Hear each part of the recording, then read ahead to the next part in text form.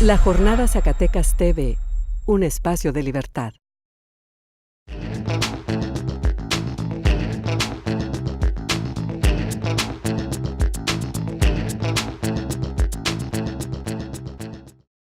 Bienvenidos a Sinergia. Este es su programa de análisis de la sociedad, la economía y la política de esta casa editorial, La Jornada TV. En esta ocasión vamos a tratar un tema muy relevante porque se cumple exactamente un año, el día 24, de que el Papa actual, Francisco, emitió una exhortación apostólica alrededor de algunos temas muy importantes sobre la renovación de la Iglesia, y parece ser que hay efectos inmediatos e importantes en la diócesis de Zacatecas alrededor de un proyecto específico sobre pastoral migrante. Vamos a tratar de ver en este programa el efecto que hay de esta carta apostólica, este efecto de renovación al interior de la Iglesia con los proyectos que hay en la propia iglesia local en Zacatecas. Para eso tenemos y contamos con la presencia ahora mismo de un joven presbítero, está extraño, pero es así es, Héctor Daniel Ayala, que es el responsable de la pastoral migrante de la diócesis de Zacatecas. Daniel, muchas gracias que estás aquí con nosotros. Gracias, buen día.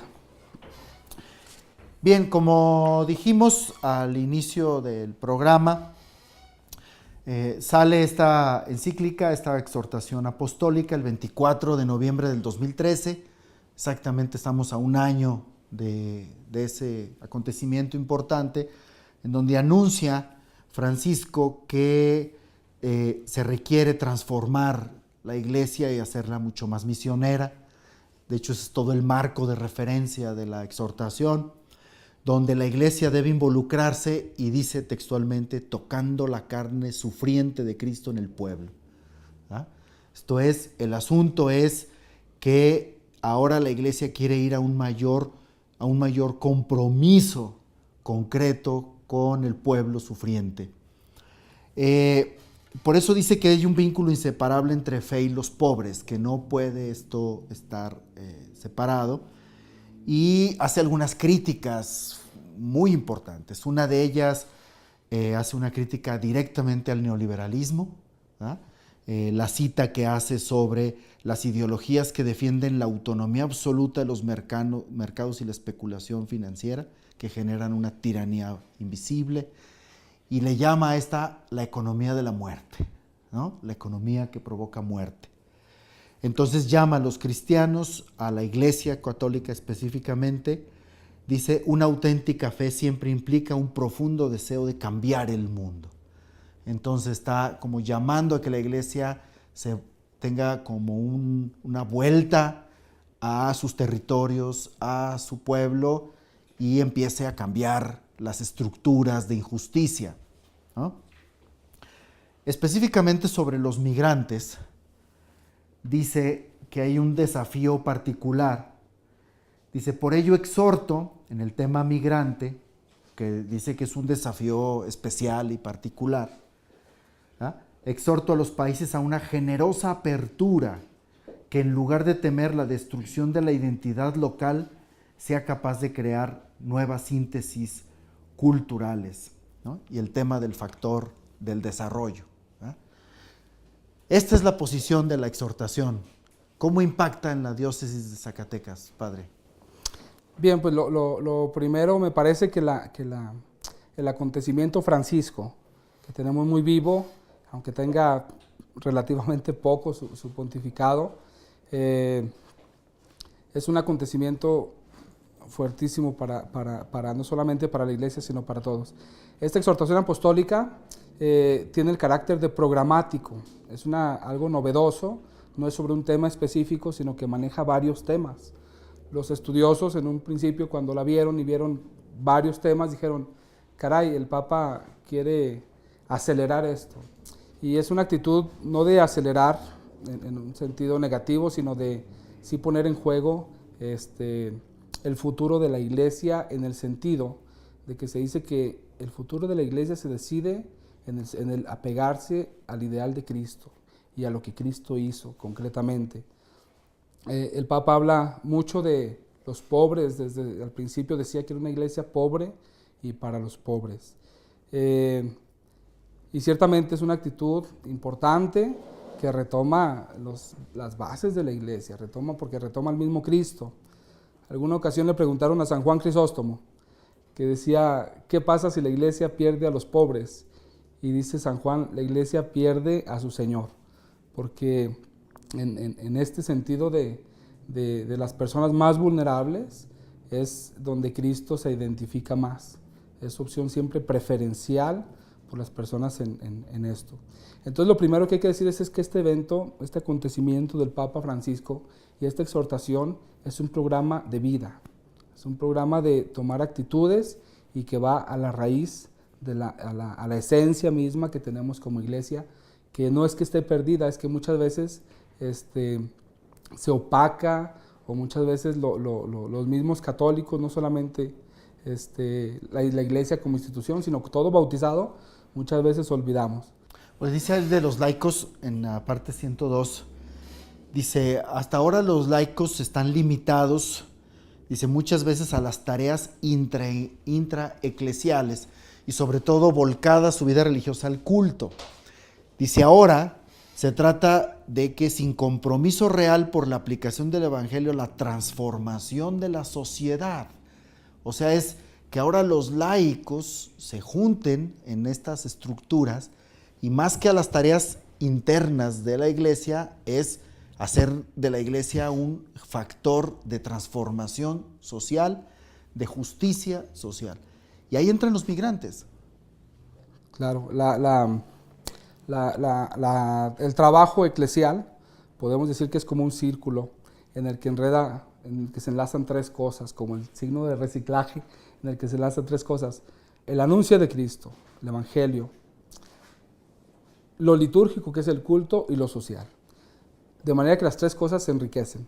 Si no hay una actividad social concreta de cada persona y de las instituciones inspiradas en el Evangelio, en realidad no hay una aceptación concreta del Evangelio, y muchas veces la liturgia, nuestras celebraciones, pueden ser huecas. Si hay una acción social, es donde se mide esto. En el caso de los migrantes, el Papa Francisco es un referente para todos nosotros.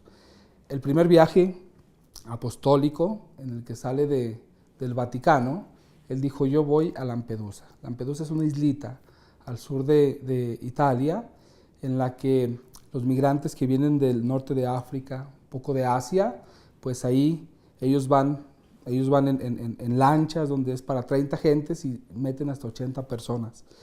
Hubo una situación en la que naufragan una barca de estas con 80 personas, y los pescadores ya italianos de Lampedusa tienen unas jaulas para jalar los pescados, y se colgaron de esas jaulas. Entonces, por miedo, por racismo o simplemente por negligencia, las personas cortaron esta jaula y murieron las 80 personas. Este hecho llegó al corazón de todos nosotros y por supuesto del Papa. De manera que dijo, el primer viaje que hago fuera de Roma es a Lampedusa. Se subió a una barca de estas y fue y dijo, yo vengo a llorar por las personas que nadie llora.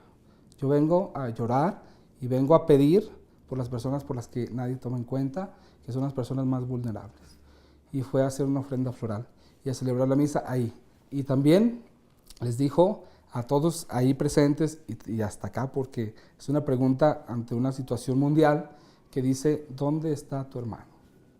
Y el migrante es una persona que ciertamente no lo podemos ver como ajeno, como un extranjero. El migrante o la persona en movilidad podemos ser todos nosotros, y de hecho lo somos.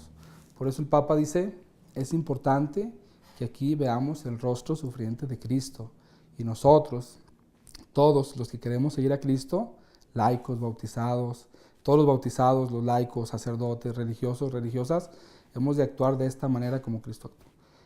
Aquí, en el caso mexicano, un rostro muy y sumamente sufriente son los migrantes de paso. Específicamente los centroamericanos han encontrado en el paso por México al infierno mismo, ¿no? Donde son producto de trata, de asesinato, pues los migrantes de San Fernando, que eran un número parecido a este de los 80, 70 y tantos migrantes que fueron también masacrados, que a propósito de este tema de la violencia, el Papa ha hecho algunas manifestaciones importantes, que me parece que incluso con mayor impacto que la estructura misma de la Iglesia mexicana. Me parece que la Iglesia mexicana se ha quedado un poco a la saga ante los acontecimientos, ¿no? Pienso que cada quien se respondemos desde nuestra perspectiva. Me parece que la Iglesia mexicana hace el esfuerzo, que a veces ha sido limitado y necesitamos acrecentarlo, es cierto. Pero la Iglesia mexicana, antes de la Iglesia, pues en México es el principal corredor del mundo de migrantes. Es el país número 1 en migrantes de tránsito. Del mundo. Del mundo, más que China, que tiene 1,000 millones de habitantes, más que Filipinas, más que Indonesia, que son las fuertes ahorita migraciones, la gente que pasa por México, sean mismos mexicanos del sur que van a Estados Unidos, centroamericanos o sudamericanos, es el principal corredor del mundo de migrantes de tránsito. En la Iglesia de México, al 2007, eran 30 casas de migrantes que se manejan en parroquias, en diócesis, con recursos muy escasos. Hoy, en 2014, tenemos en México 67 casas de migrantes, donde se defienden, bueno, va principalmente a lo asistencial, donde se defienden sus derechos, donde se curan a los enfermos, que vienen golpeados, que vienen flagelados por esta situación a veces de el tren, de malos tratos, de etcétera, y por supuesto la alimentación básica y pues bueno, un respiro dentro de ese infierno que ciertamente en México nos hemos convertido en esto y más en los últimos años con la creciente ola de crimen organizado que muchas veces aprovechan a las personas más vulnerables para utilizarlos de una o de otra manera. Entonces la Iglesia, les digo, a su manera está respondiendo. Nos falta, claro que nos falta, pero no es solamente el tema migratorio, no es solamente de alguien que deba responder.